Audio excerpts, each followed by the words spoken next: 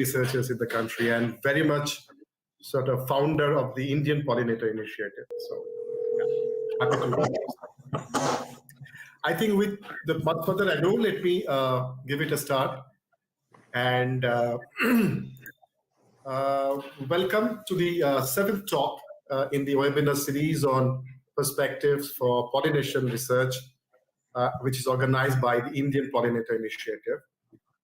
And on behalf of the organizers of this webinar series, that's Axel, Hema, Professor Bellavari, Joby, and me, we extend our hearty welcome to Professor Dev Goulson from the University of Sussex in UK.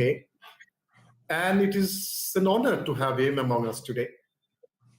Dev Goulson is a professor of biology, evolution, behavior, and environment at the University of Sussex.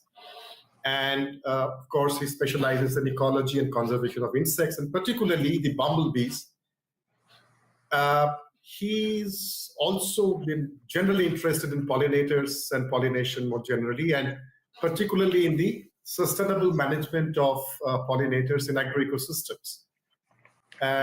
But he's also involved in a various citizen science project, and he as a mechanism to involve large number of people in conservation and in science more generally. So he's quite a great proponent of citizen science.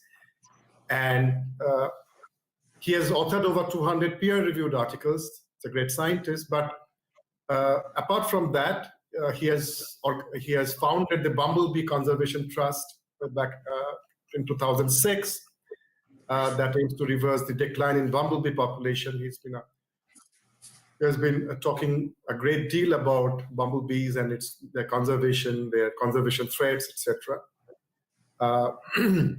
But he's also widely popular as a communicator. He speaks widely and writes regularly, prolifically on the issues of insect conservation, the bumblebees and other wild bees in particular. And he has authored several books. He's a very popular writer. Bumblebees, Their Behavior and Ecology, 2003, A Sting in the Tail, 2013, A Buzz in the Meadow, 2014, Bequest, 2017, and very recently, only last year, The Garden Jungle, which has really caught people's attention. He is recipient of several awards. Zoological Society of London awarded him with the Marsh Award for Conservation Biology in 2013. In 2014, he received British Ecological Society's Public Engagement Award. But he's a great human being, he's a great scientist, yes, and really happy to have him with us today.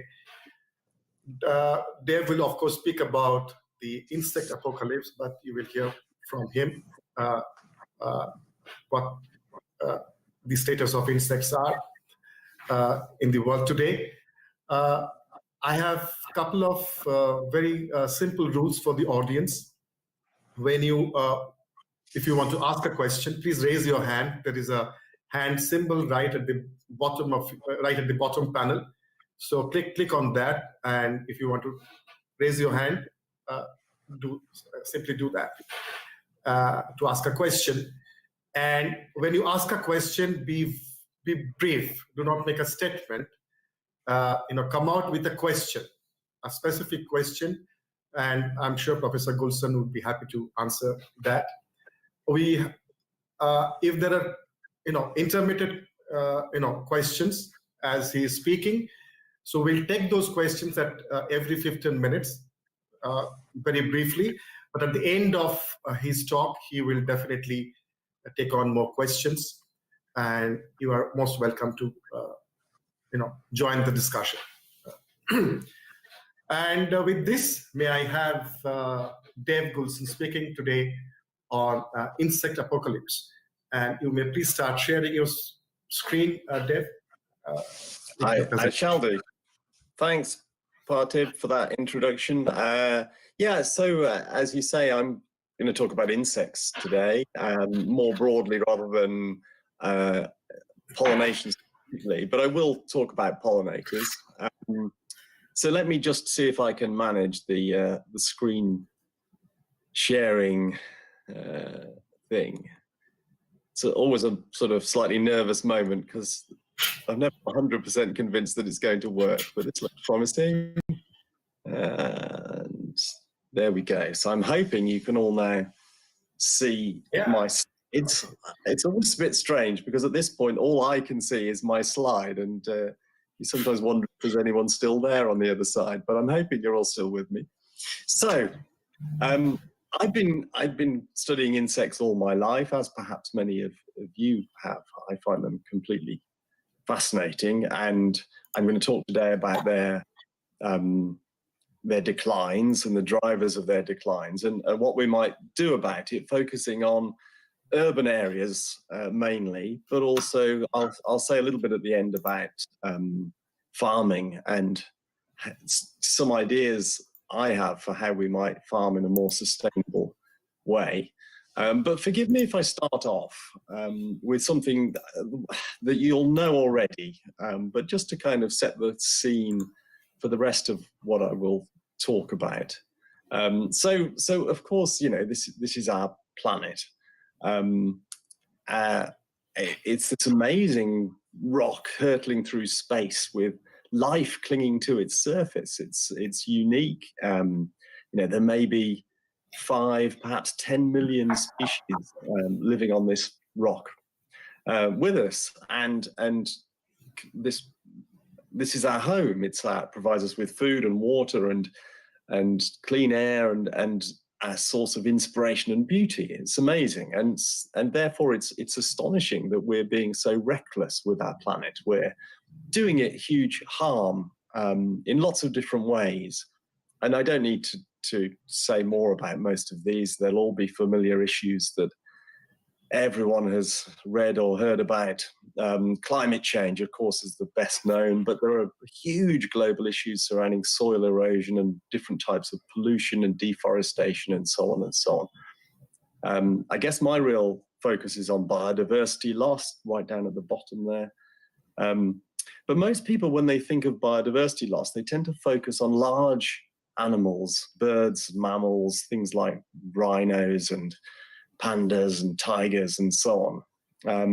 And they tend to focus on extinctions, which is understandable because we are now most people agree, in the 6th mass extinction event, that species are going extinct faster now than they have for 65 million years, since the dinosaurs were wiped out. But I think actually the focus on extinctions is missing something more important, which is the decline in bioabundance in used to be common, are now much less common than they used to be. Everything has become more scarce. There was some recent estimates suggesting that since 1970, the number of vertebrates on the planet, wild vertebrates, I should say, so excluding people and our livestock, fell by about 60%. So I was 5 years old in 1970, and the thought that we've lost 60% of all the wild vertebrates on the planet in less than my lifetime is pretty terrifying, really. So anyway, that's all focused on larger creatures. What about the insects? Well, we have paid far less attention to insects over the years. We're naturally drawn to large animals. And therefore, it was only quite recently that evidence appeared that really caught people's attention that suggests that insects too are declining, and perhaps even more rapidly than larger creatures. So I was involved in a study from Germany that was published in 2017, which was based on malaise traps. There's a malaise trap top right there, a kind of tent-like structure. And German entomologists have been trapping flying insects in these malaise traps all over Germany since the late 1980s. And what this chart shows you is the daily biomass of flying insects caught per trap between 1989 and 2016. And you can see a really dramatic decline. In fact, the biomass fell on average by 76% in 26 years. So 3/4 more or less, of the flying insects seem to have disappeared from Germany. And this set alarm bells off around the world and got a lot of newspaper coverage. Now, I could show you lots of other studies from other parts of Europe and North America which show similar patterns. It seems that this isn't confined to Germany, that insects are rapidly declining, with a few exceptions. But I won't show you lots of similar charts. It would get a bit tedious. What we don't know so much about is what's happening in many of the warmer parts of the world, including places like India. So this is from a paper published 2 years ago by Francisco Sanchez-Bayo at the University of Sydney, and it was a global analysis of evidence for insect declines, and it concluded that there is very strong evidence for insect declines, but it's very geographically patchy. Almost all of it. You see, we in the UK have been very busy counting our insects. So there's a big bar there on top of the UK. And we don't have many insects, hardly any species in the UK compared to certainly somewhere like India. But boy, we spend a lot of time counting them. And you can see that lots of other European countries have data, some from North America, but for the rest of the world, there's precious little. For most of Africa, for example, we have no idea what the long-term trends are for insects, and that's really concerning. I would guess they're in decline there as they are elsewhere, but we don't know for sure, and it would be really nice to have long-term monitoring in place in more countries, particularly the really biodiverse regions like parts of India and Africa and so on. Anyway, it seems highly likely that broadly, globally, insects are in decline. And this next bit is probably all stuff that you're very familiar with. So forgive me for telling you things you already know, but insect declines are really important. And that was, they should be of serious concern to humanity. And Ed Wilson, American biologist, put this very well. I won't read this out, but he basically said that if people were to disappear, the planet would do just fine without us. But if insects were to vanish, the environment would collapse into chaos, was how he put it. And of course, he's right. Insects make up the bulk of biodiversity of life on Earth. Of the roughly 1.5 million species of animal and plant that we've named so far worldwide, about 1 million of them are insects. So they make up about 2/3 of all life that we know of. And then they're food for a very large proportion of the remaining organisms, most bird species, lots of amphibians, reptiles, freshwater fish, bats, and so on, all feed upon insects. So if you're, for example, one of these beautiful bee eaters living in Germany, then 3/4 of your food supply has disappeared in the last 26 years. And insects aren't just food. Of course, they perform many other roles. Biocontrol agents, they recycle dung, they recycle dead bodies, they help to keep the soil healthy. Because they're so speciose, there are so many different insects, they're involved in more or less every ecological process you can think of on land. There are essentially no insects in the sea, of course, but on land, they're all important. And if we're losing insects, that's going to have profound impacts on the functioning of ecosystems. Of course, I think most of you listening are primarily interested in pollination, and pollination is one of the best known and best studied of the things that insects do ecologically and economically. 87% is the latest estimate of the proportion of plants that need pollinating by some kind of animal. Usually, of course, an insect, but not always. And what's less well appreciated by the general public is the diversity of insect pollinators. People tend to think that pollination is done by bees. In fact, many members of the public seem to think that there's only one species of bee and it pollinates every plant on the planet. which is, of course, wildly inaccurate. Just in the UK, which, as I say, is a very depauperate region, but even in the UK, it's estimated that there are more than 6,000 species of pollinating insects. So we have bees, butterflies, moths, beetles, many, many species of fly, and so on and so on. All of them busy pollinating. And of course, this would be a very familiar, you've probably seen these pictures before. It's very important to us humans. Very crudely, something like 3/4 of the crops that we grow in the world need pollinating by insects of one type or another. Everything from tomatoes to coffee and chocolate depends upon these things. So if we didn't have pollinators, then the repercussions for mankind would be really profound. Of course, you know this. And we need to avoid this, which, again, familiar pictures, but they nonetheless, I think, worth showing because, although they're rather kind of attractive, people in their traditional dress, this is in southwest China, but they're hand pollinating their apples and pears. Now, clearly, we can't hand pollinate all the crops in the world. So we need to make sure we look after our pollinators. Just as a little sort of aside, one solution to the pollination crisis, which is being taken seriously in some circles, is to build Robobees to replace bees and other pollinators with little robotic drones. There are at least 4 engineering groups around the world that are actively right now building Robobees. The bees are disappearing, so what's the obvious solution? Replace them with little robots. So some people think, I hope you'll agree with me, this is slightly nuts. If you think about it, think how many we would need to build, literally trillions of these things to pollinate our crops, and what plastics and metals and energy would that require? And they're going to end up littering the countryside when they break down. Worst case scenario, the Chinese computer hackers will break into the Bee-bot control system and turn them against us.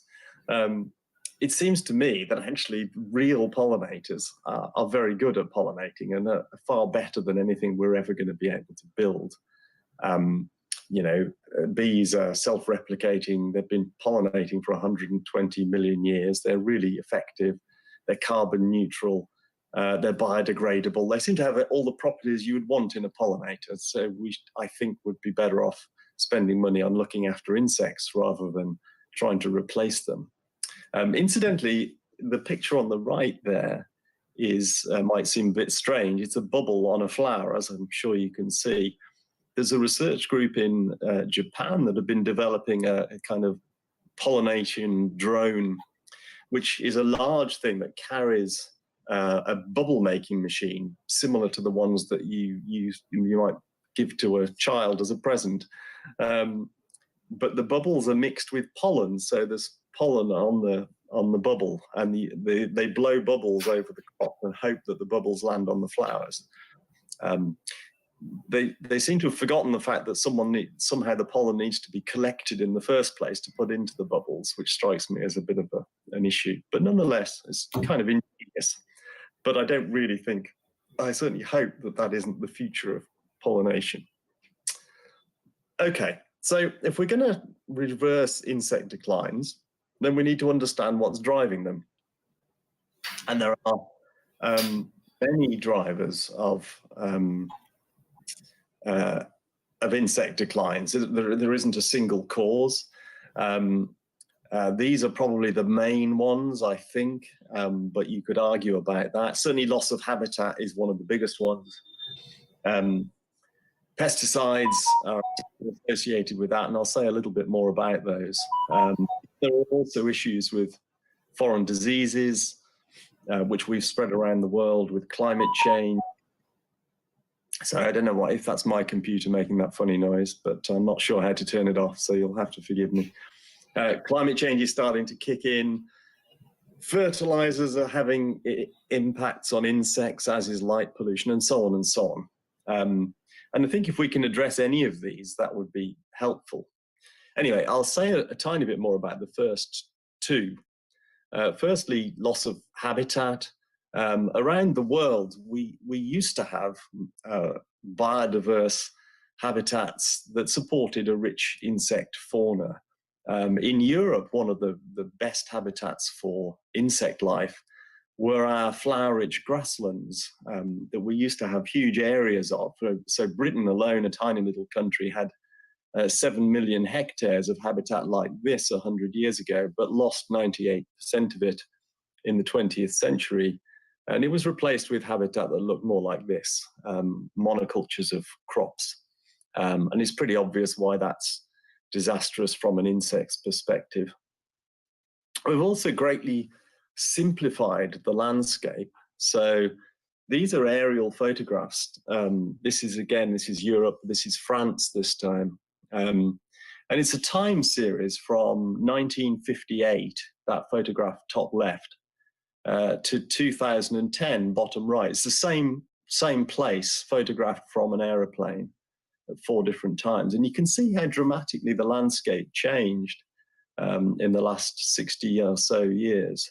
When once there were lots of small fields with lots of different crops, they've now been replaced by big fields with a very small number of crops, very low diversity in the landscape. And of course, that has big impacts on biodiversity, including insects.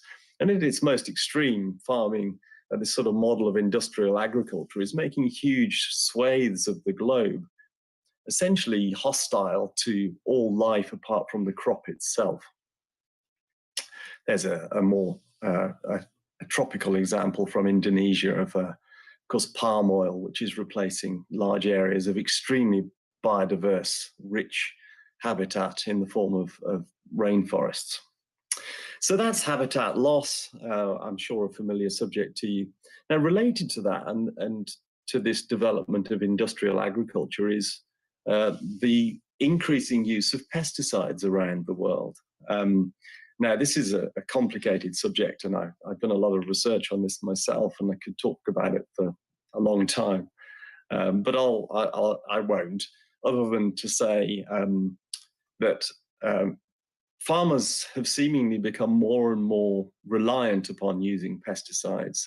I know better what's happening in the UK than anywhere else, and on our small island, each year, on average, farmers apply 16.9 thousand tons of pesticides to the landscape.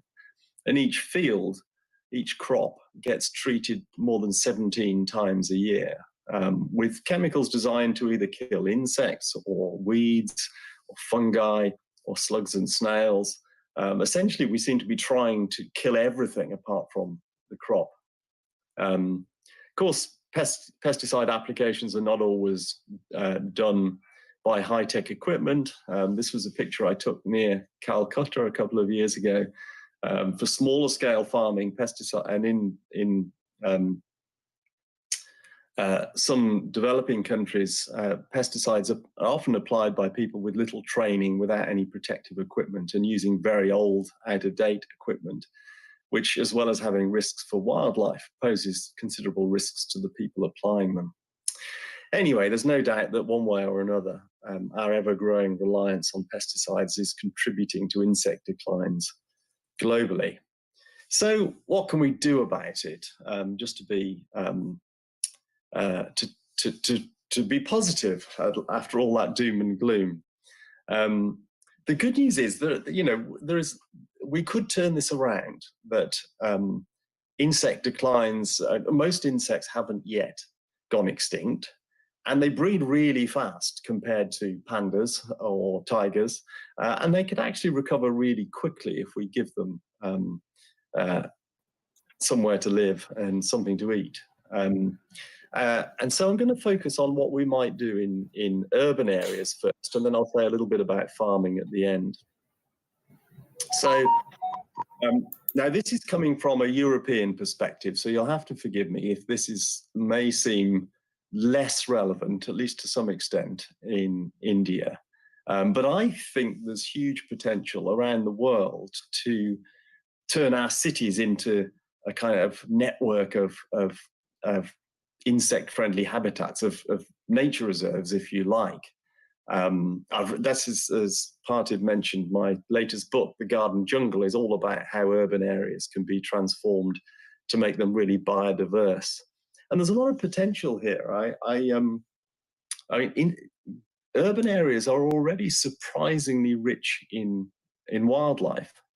As I've already mentioned a couple of times, Britain doesn't have much wildlife, and yet one rather obsessive biologist, a lady called Jenny Owen, who lived in Leicester, which is a city in the North Midlands of Britain.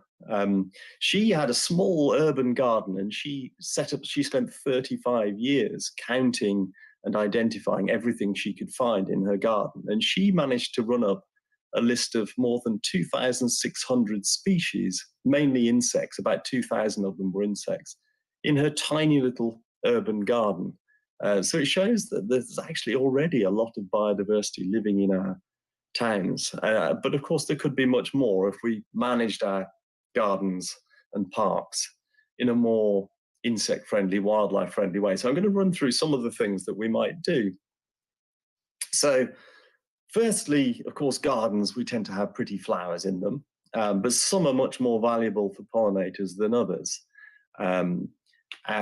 All flowers, of course, evolved to attract pollinators. That's what a flower is for. But we've tinkered with many flowers over sometimes hundreds of years, to selecting for things that we thought were more attractive to us. And this is a really nice example. So on the right there is a rose, close to a wild rose, and it's very attractive to insects. They like the pollen and the nectar. On the left there is one of the more commonly grown ornamental roses, sometimes called a hybrid tea rose, and it's actually a mutant in which the anthers that produce the pollen have mutated into petals, extra petals. So actually the rose on the left is basically a bundle of tight petals with no pollen at all. It's completely useless from a pollinator's perspective. And there are many other similar ornamental flowers, sometimes called double varieties because they have double the number of petals, which have lost their original function. Or we've simply selected them so strongly for characteristics we liked that the flowers are the wrong shape for insects to get in, or they lost their nectar, or whatever. And now, in general, these are all sort of examples of plants which are more or less useless for insect life. You see very little visiting any of these things. Now, I don't know how many of these you would see growing in India. But these are all commonly grown in Europe, and they're hopeless for pollinators. So if we could steer people away from these kind of things, sorry about the name, that's just a personal preference, and get them to grow well. So this is a question. In Europe, there's been a lot of research done on which ornamental plants are most attractive to insect life. There are all sorts of lists published in quite a few scientific publications evaluating which plants attract what insects. And generally speaking, there's sort of cottage garden herbaceous perennials and herbs tend to be very attractive. But I've seen very little on what's good in India, and I don't know if there's scope for research to find out which are the most useful garden plants that people might grow to attract pollinators in India. In Europe, we often encourage people to grow wildflowers in their gardens as a way of increasing wildlife. And there are many beautiful wildflowers, because all flowers were wildflowers once. But again, I'm not sure in an Indian context which would be appropriate ones to recommend. Flowering trees have huge value for wildlife too, because of their three-dimensional nature, their height. A single flowering tree can support tens of thousands of blossoms, and thousands of insects might visit it at any one time, far more than you're likely to get in in an ornamental flower bed. So planting more flowering trees in our cities seems like a good idea, and that could double up with planting fruit trees, which then provide people with fruit and help to lock up carbon as they grow, which seems like a useful range of benefits all round. In the UK in particular, we're obsessed by lawns. Now, I know you have lawns too. We have lawns all over the world, of course, these days. In the UK, we're particularly keen on, you see people spending huge amounts of time and effort mowing their lawn every week or two, trying to recreate a kind of Wimbledon tennis court in their back garden, which strikes me as slightly nuts, a strange way to spend your time. And actually, if you stop mowing, certainly in Europe, lawns are usually full of flowers, just waiting for a chance to flower if you stop mowing. This is my lawn, which I can just see out of the window behind my computer. And it's full of flowers in the summer, not now, but and I only mow it very infrequently, and it supports a huge number of bees and butterflies and so on. So just persuading people to mow less is a step in the right direction. And similarly, as well as in private gardens, cities around the world have huge areas of kind of amenity grasslands, that are mown over and over again by council workmen or whoever. And they're very low in wildlife value. And they don't need to be like that. So this picture is of a road verge in Scotland, where I used to work, where there's a little local campaign group of volunteers who call themselves On the Verge. You can see their little sign there with a rather disturbed looking bee on it. They plant wildflowers on any bit of amenity grassland they can get their hands on, all around the city. So that's a road verge and that's a roundabout. But they've also planted wildflowers in schoolyards, even inside a prison yard, in parks and so on. There's more than 90 patches of flowers in this one small city due to the work of this one group of volunteers. And it seems to me that it would be great if we did this everywhere. Any bit of space, any bit of land that wasn't being used for anything else, we can use it for growing wildflowers. And that would, we did some research on this and found that these patches of flowers had more than 50 times as many insects in them as the habitat they'd replaced, which was kind of mown grass, as you can see in the background on the other side of the road there, what it used to be like, just boring green grass. We could also, in our urban areas, just be a little more tolerant and stop using herbicides in the way we do. Now, I don't know how commonly this happens in other countries, but in Britain, it's very common to see this sort of site. This is an urban street. There was obviously a little bit of vegetation growing around that tree, and it's been sprayed with herbicide by the local council. And they've killed it, but what harm was it doing? It seems to me that it was doing no harm at all. It was probably supporting a few insects, perhaps one or two flowers, and it was doing no harm at all. And it seems slightly bizarre that we would want to kill every last scrap of greenery that tries to grow in our cities.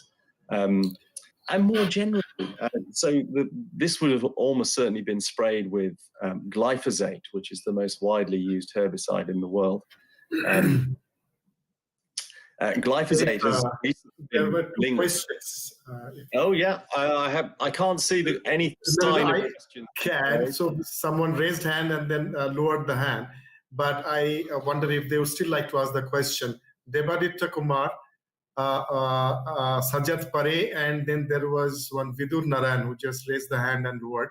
If you still have the questions with you, you may ask very quickly, very briefly. Devaditya Kumar to go first. If you still have the question, Sajat Pare would come next, and there was one Vidur Naran who was just a few seconds before. If you still have a questions, you may speak. Please speak. Devaditya Kumar. No, sir, I have got my answer. At that All right, point, all I right. have got Thank you, thank you, thank you. Thank you. Yes, sir. Sajat Pareed, do you want to still ask a question? Sajat Pareed.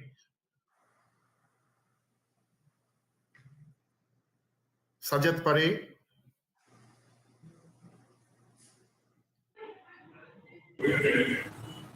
Do you still want to ask a question, Sajat?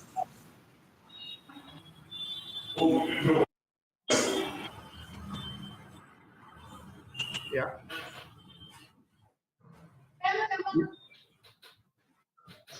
You are not audible, Sajat. I think there is a lot of echo.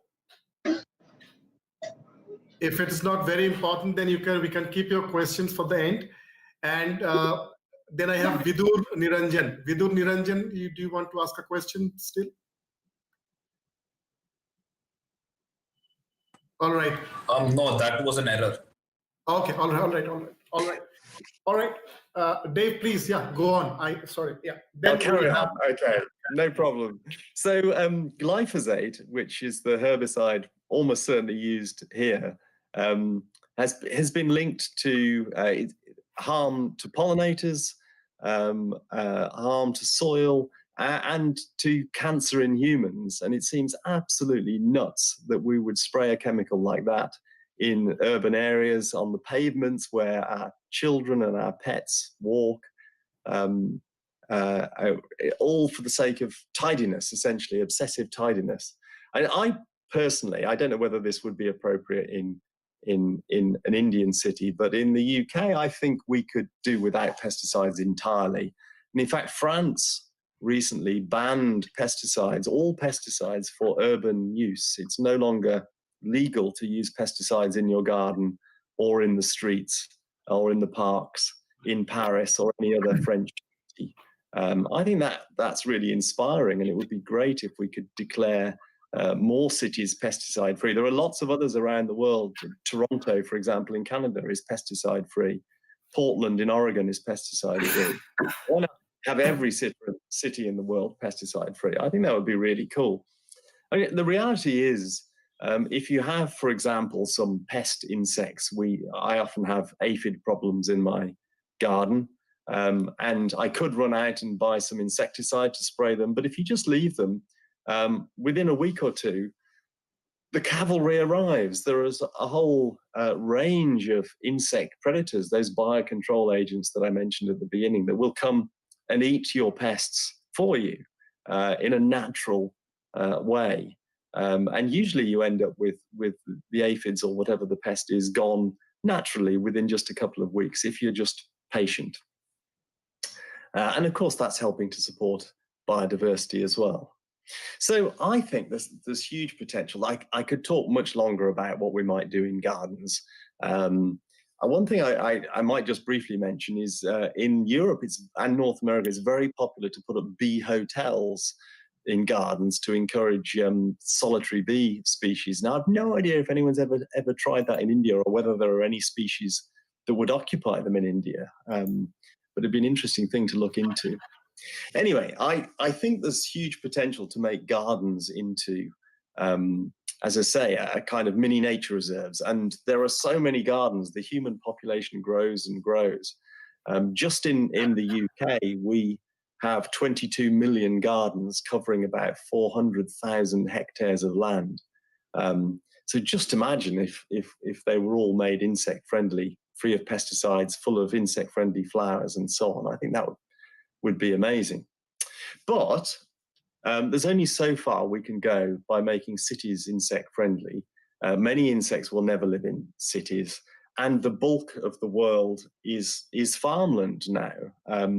In the UK, 70% of the countryside is farmland, and the proportion of the globe that is farmed gets ever larger every year.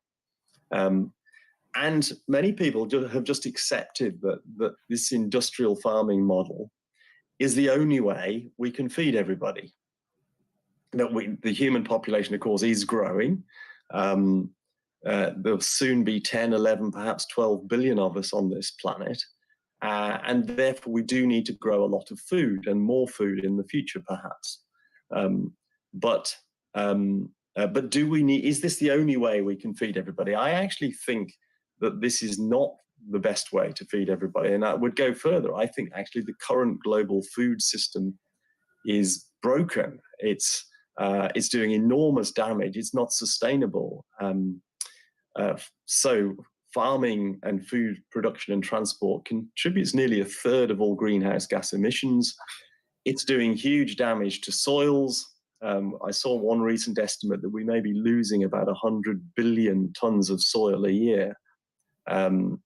If we run out of soil, it's going to be extremely difficult to grow crops. And of course, this model of farming is wiping out biodiversity, including pollinators, which are vital for crop production. So it seems to me that we need to find another way of growing food. So could we, how do we tackle this? Well, there are some obvious issues that I think we need to find a way to address. It's really interesting that although many people think we need all this industrial farming, currently we grow about 3 times as many calories in the world as we need to feed the human population. There's far more food than we need. But, so if there's so much food, where does it all go? Well, roughly a third of it is wasted globally, and that's just an astonishing figure. How on earth have we created such an inefficient way of feeding people that a third of all the food that we do all this industrial farming, growing food in a way that damages the environment, and then we just discard the results? It's absolutely nuts. So if we could reduce food waste, we could do a lot less industrial farming. Relating to that, another third, very roughly, of the calories we grow are used to feed to livestock. And broadly, nearly 80% of all the farmland in the world is used one way or another to produce meat or dairy products, which only contribute a tiny proportion of all the food we consume. And I think nearly everyone knows this, that particularly red meat, cattle and so on, it's a really inefficient way of feeding people.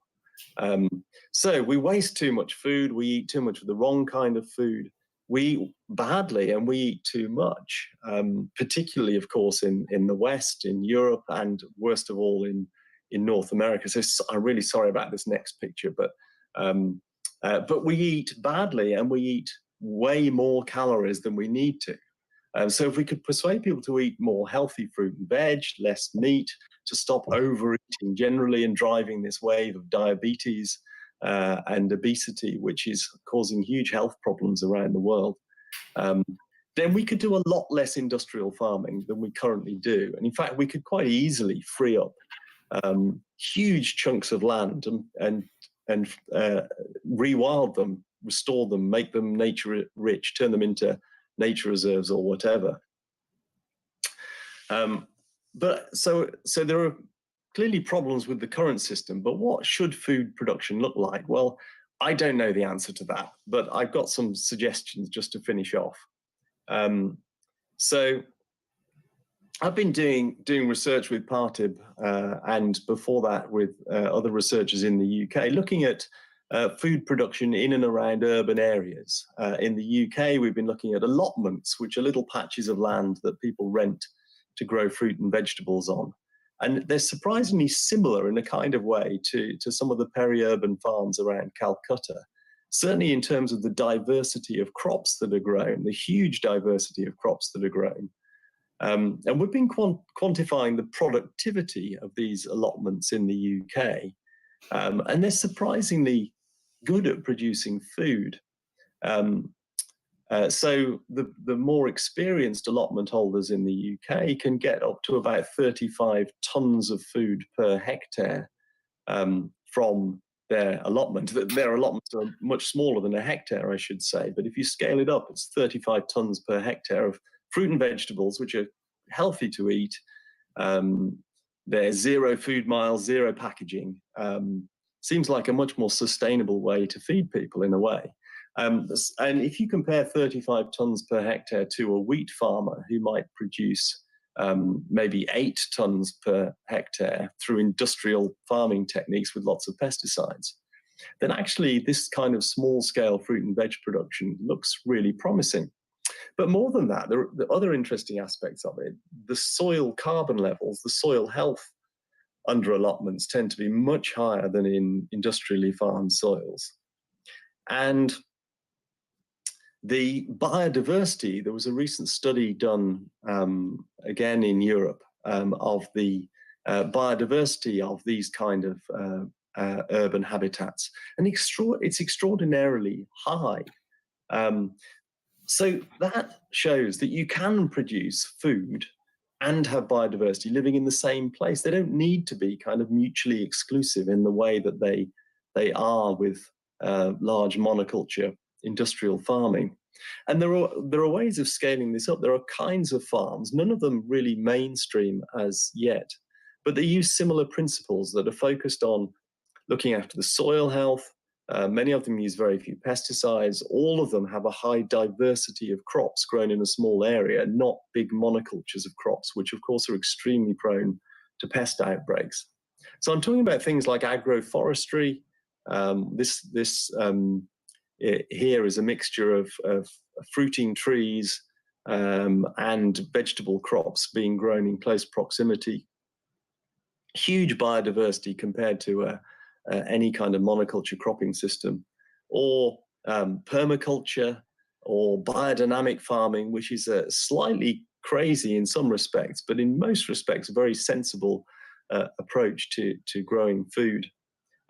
Essentially, I think we should be doing a lot more of this intensive, small-scale, labor-intensive rather than chemical-intensive, small-scale, mixed growing of fruit and veg, ideally within close proximity of the places where it's going to be consumed, in and around our cities, rather than devoting huge portions of the surface of the world to single monocultures of crops.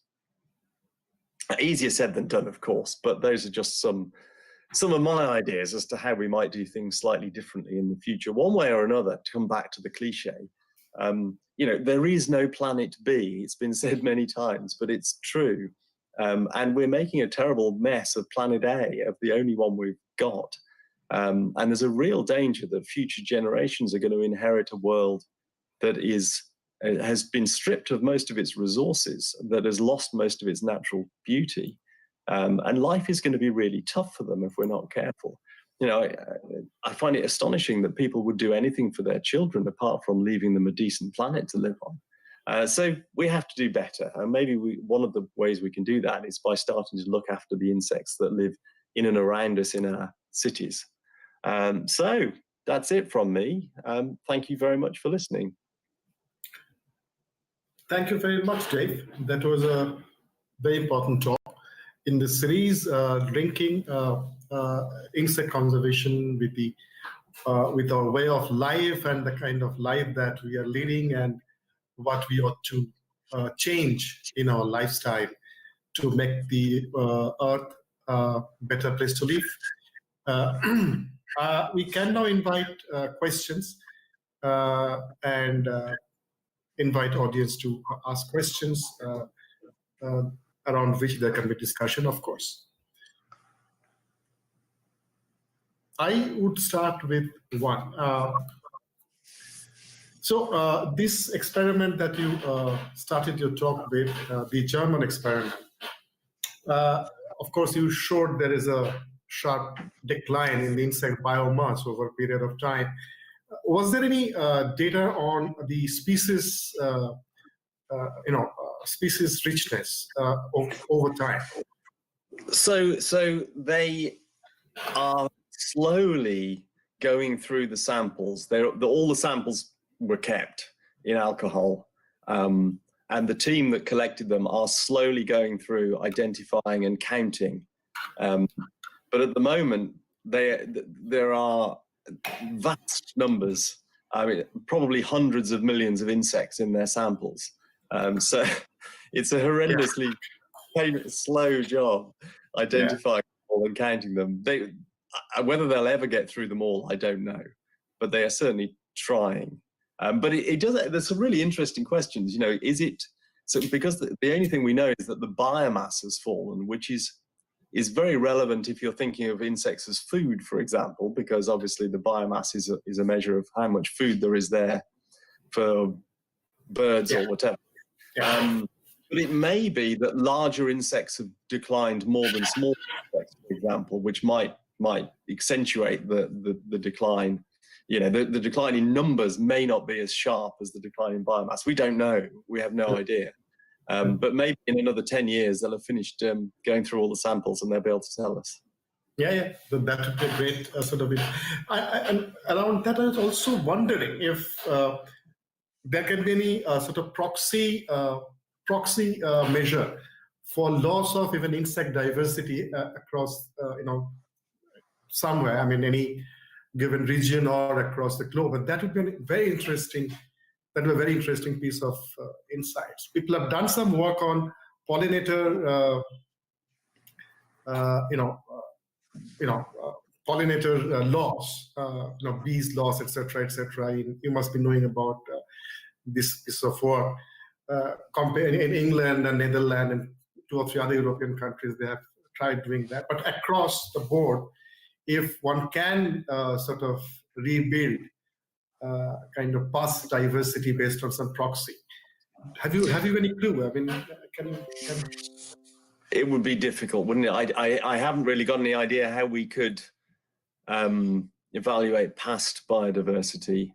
There are some ways we might monitor biodiversity into the future in a more efficient way.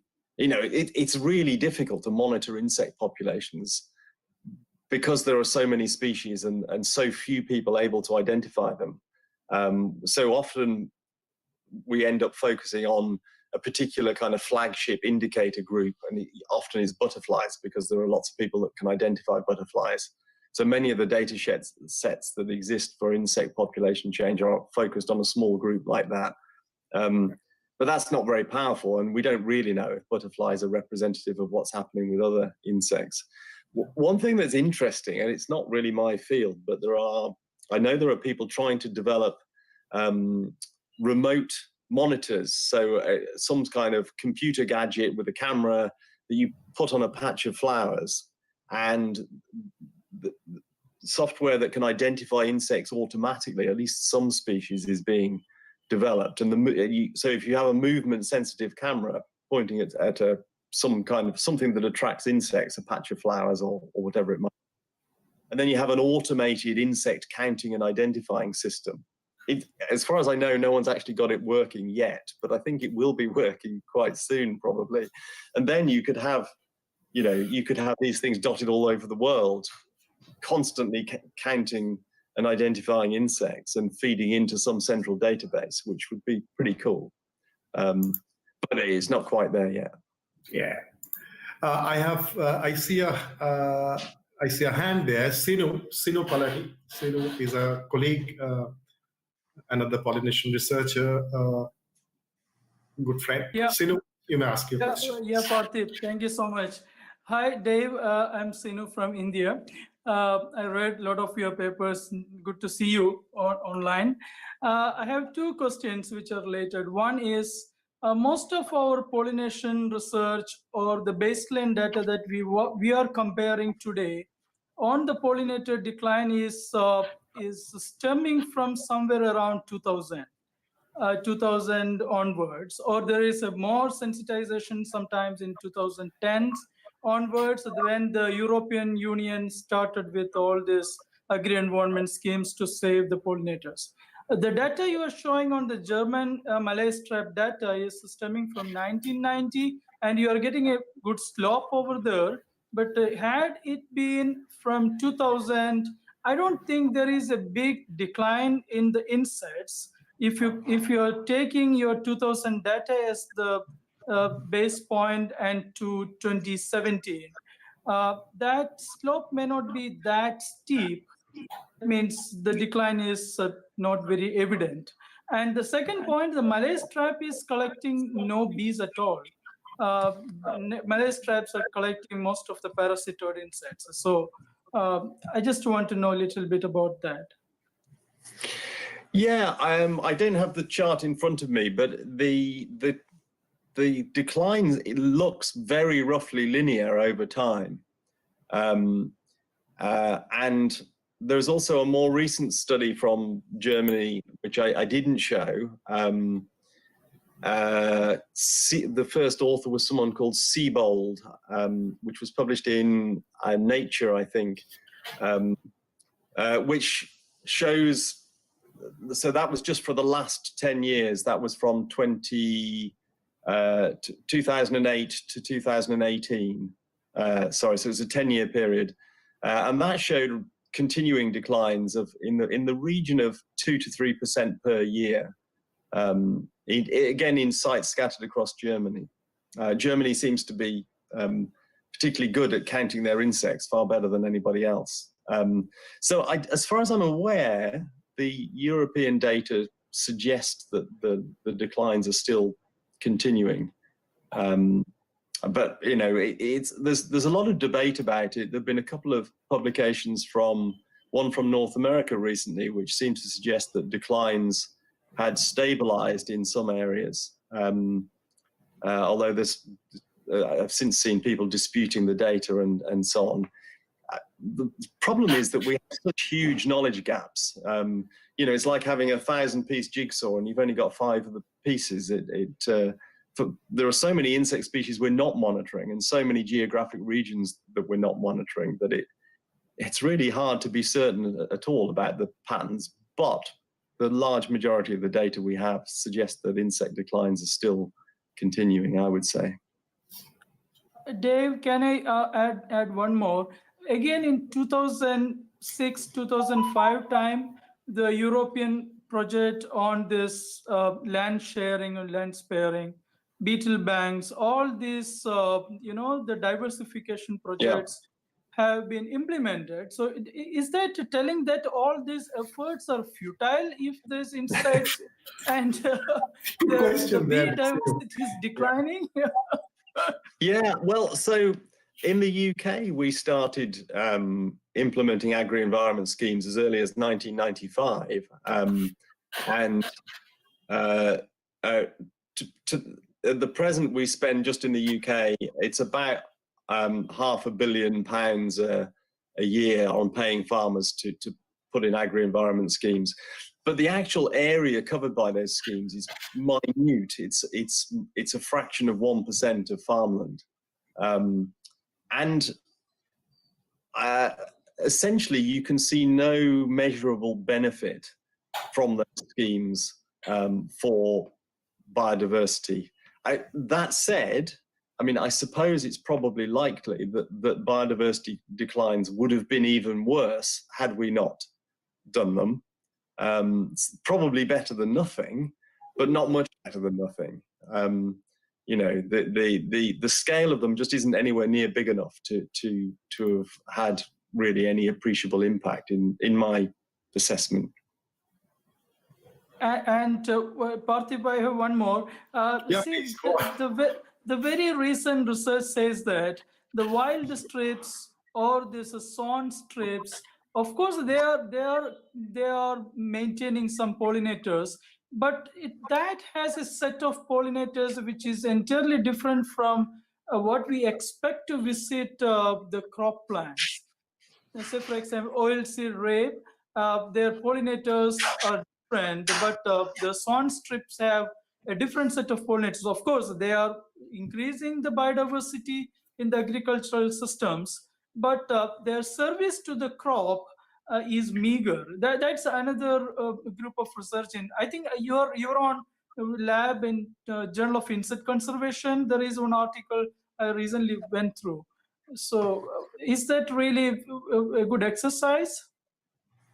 Yeah, so you're right. The recent paper we published showed that there seemed to be some benefit in terms of biocontrol in the crop from having flower strips next to it, but not in terms of pollination, which is slightly surprising because there is certainly some overlap between the pollinators that visit the flowers in those strips and the ones that visit the crop. But I mean, for example, there are many of the common bumblebees that will visit both. So it seems unexpected, but that's what the data show. There doesn't seem to be any big benefit to the crop. Of course, what you attract to those flower strips depends on what plants you grow, and they're quite variable in terms of seed mixes that are sown. Different countries are using different combinations, and even within the UK, there are about 10 different seed mixes available to farmers. So it is quite complicated. And it depends whether you see the paper we've just been talking about suggests that from an economic point of view, those strips aren't working. But if you see those strips as being there to support biodiversity rather than being there to increase the yield of the crop, then perhaps they have more value, or at least that may be where their value lies. And there's a lot of research going on, including some in my own lab at the moment, trying to work out how we support a wider breadth of pollinator species by changing the seed mixes that we sow in these mixtures, not to increase crop pollination, but primarily to increase farmland biodiversity, which is, terribly low generally. But yeah, I mean, broadly, there's limited evidence on all fronts that those strips are hugely successful. And you might argue that one of the reasons for that is that the strips, if you grow them really adjacent to the crop, those strips are being affected by the pesticides which are being applied to the crop. It's perhaps not ideal trying to boost biodiversity immediately adjacent to a field you spray with insecticides. Right. Thank you. We have another question. Viewer in the YouTube, Ravinas Chauhan has asked a question. My question is, how can we,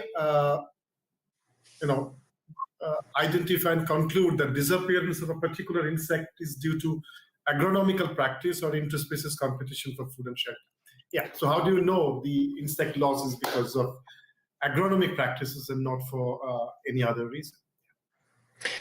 So for any particular insect, it's hard to generalize. And as I said in the middle of my talk, there are lots of drivers of insect declines. It isn't all down to farming and pesticides. Depends on the insect. And there are some instances where competition is probably the biggest driver.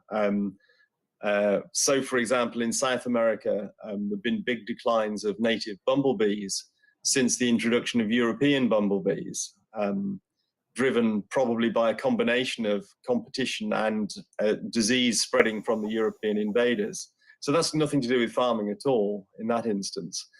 But if you look at the patterns of change of biodiversity, declines of insects seem to be much more marked in farmland than they are in other habitats, suggesting that the way farmland has changed is one of the big drivers of the declines of the sorts of insects that used to be found in farmland when it was richer, when it was less intensive. I think that there's no doubt at all that the way farming has changed has driven the declines of some insects, but certainly not all. I do not see any other raised hand, but Axel Brockman has just raised his hand. Axel, please. And Hema Somanathan, of course.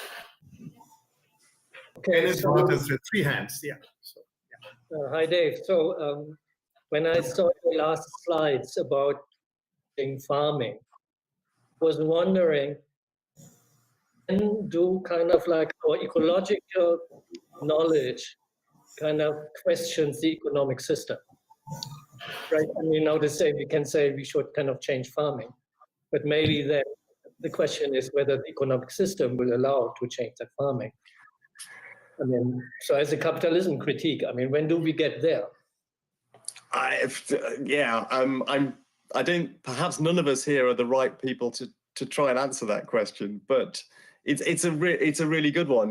We obviously, it's easy to say we need to change things, there's something wrong, but how do we persuade? How do we, there are very strong vested interests in continuing the current system.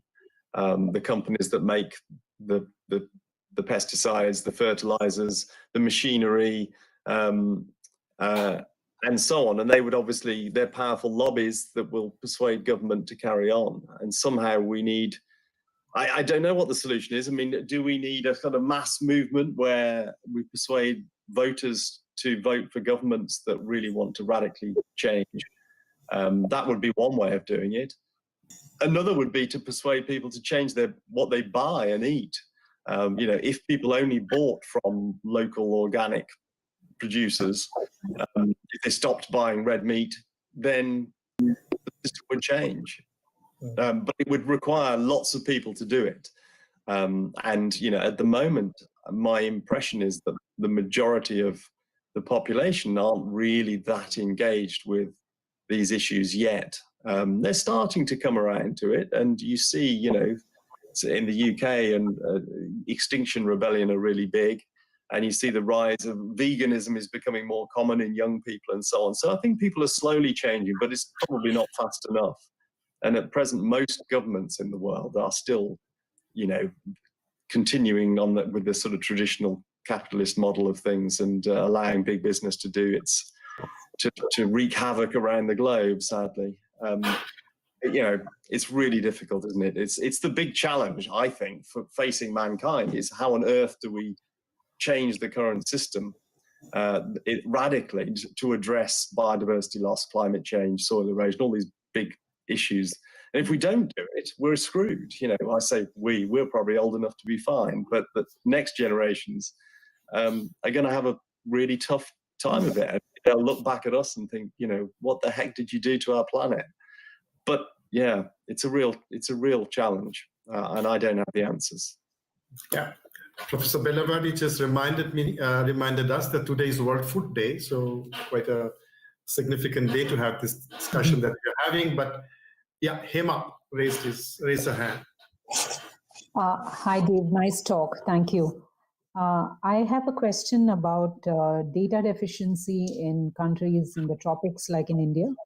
So where we don't have historical data, unlike in Europe or in the US. So we don't have an idea about whether pollinators are declining, which pollinators are declining, and so on, because we don't have this historical data.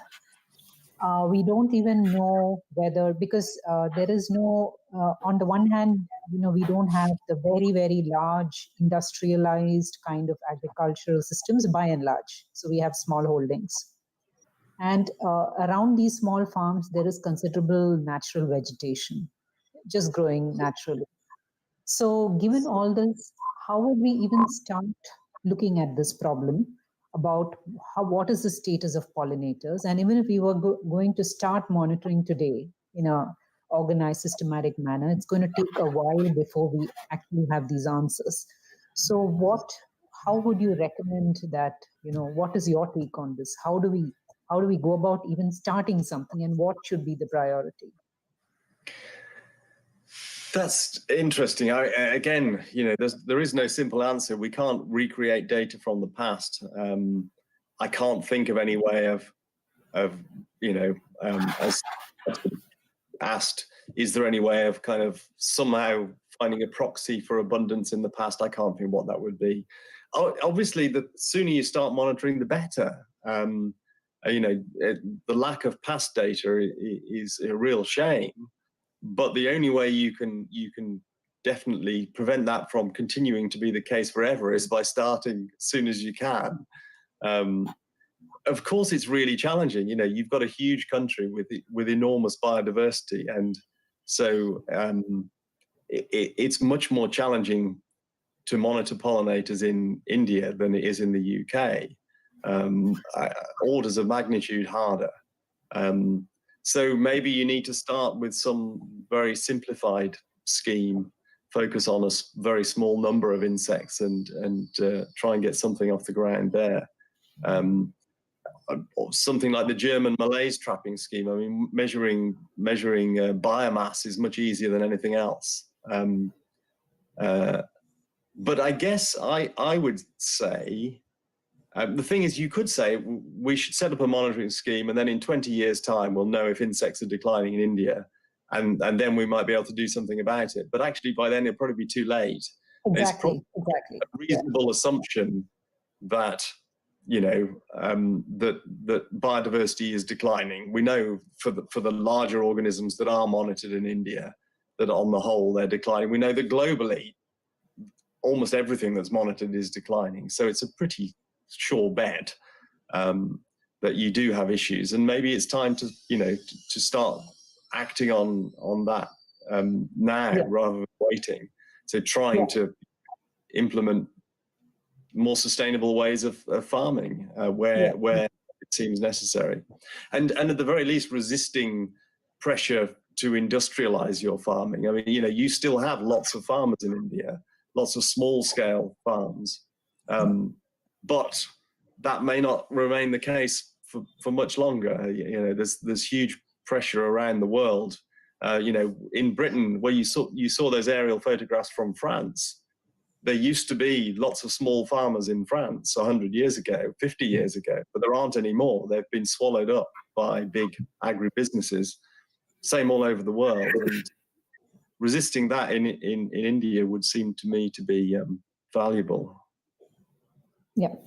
So that was that was my second question, which you answered, which is, can we just assume that the trends that we've seen across the globe apply here, and then just start taking corrective action and things like that without setting up long-term monitoring programs? Yes, monitoring programs are good, but we don't have to wait for those results, because like you said, 20 years is a long time.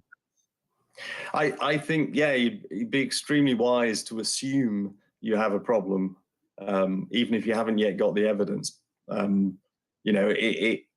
If you take action now to try and increase biodiversity, to try and reduce loss of biodiversity, the very worst thing that could happen was in 20 years' time, you come to the conclusion, actually, you didn't need to do that. I think that's highly unlikely, but that's much better than sitting back for 20 years doing nothing and then finding there was a problem all along, and by that stage there's nothing left. I would get cracking if you can. Of course, it's difficult. Thank you. Pleasure. Thank you, Hema. NS Bhatt has a question.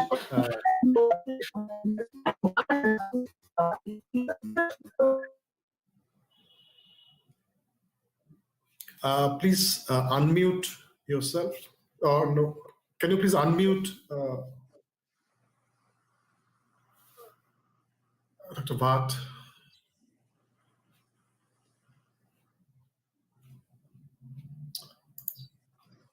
As I see, you are unmuted.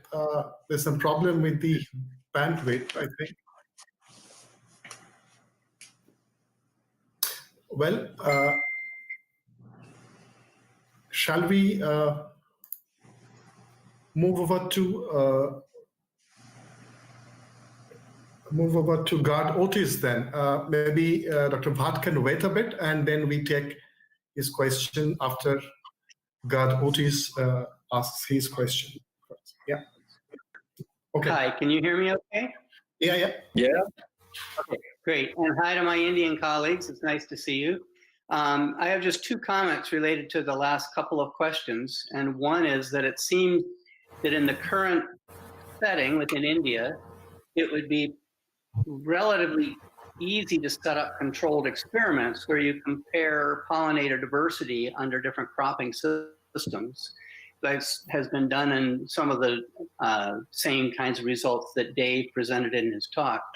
And you can show, I think you'll show very easily, that these larger, more monocultural landscapes have very depauperate pollinator communities that will provide some of the data to support moving forward. Not to say that you don't need longer term monitoring to try to document the diversity in India, but I agree you don't have to wait. And with respect to Axel's comment, I think we're seeing increasingly that working in our little biological bubble isn't going to solve these big societal problems. We can talk to each other in this wonderful format and share ideas and stuff, but we're not talking to politicians. We don't have the economists brought in. We don't have the sociologists brought in, the anthropologists. And I think part of what we're going to see if we want to solve these large problems is going to be teams of people who bring that kind of expertise together. And in fact, Christina Grotzinger last week gave an example of this kind of approach where they've brought together this broad group of people into this coalition to address these problems, not just from the biological standpoint, but from a broader perspective that includes those other players. Because until you draw them into the discussion and get their input, we're just talking in a vacuum to each other, and it's very fun and it's interesting and it's, you know, we enjoy it and we love our bees and our butterflies and whatever, but it's not to solve the pollination and world food problem. And that's all I wanted to say. And thanks a lot. Bye. Thank you. Thank you, God Otis. Dr. Bhatt, can you please try again? You can ask your question now. NS Bhatt.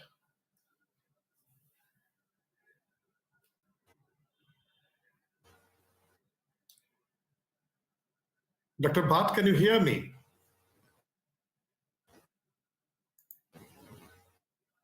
We seem to have lost him. You can perhaps write your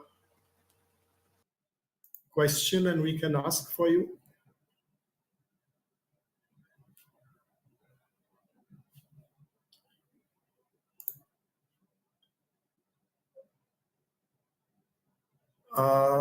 Okay. Who else? No, I think we have lost him.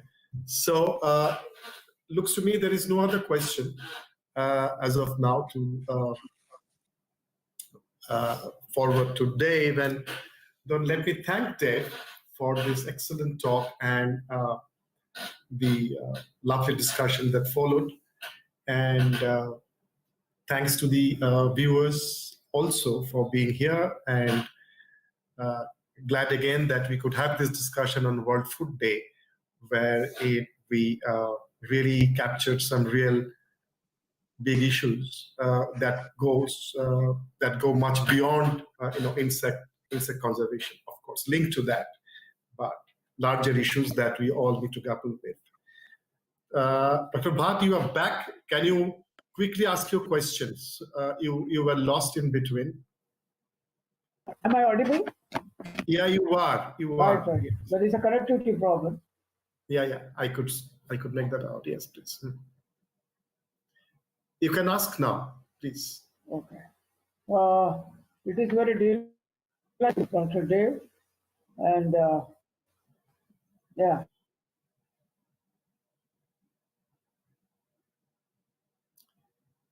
I think it's. Oh, we are good. So Bhatt, I think. And a couple of questions. Yeah. Am I audible properly? You are audible. Please quickly ask your question so that it kind of comes across. From the side. Hello? Sorry, can't hear anything. Really can't hear anything. I think we have lost him again. It's a shame, but we. Yeah. No. Right. I can. Can you write to?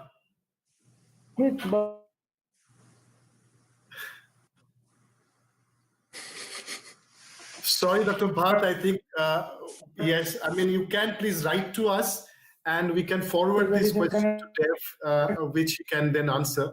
Yeah, that'll be fine. I don't know. Okay, you can skip my questions. Yeah. We would have loved to take your question, but it's really not coming across. Very sorry for that. Thank you very much again. So thank you, Dev, and thank you everybody for being here. Goodbye. Pleasure. Goodbye to you all. Nice to meet you all. Bye.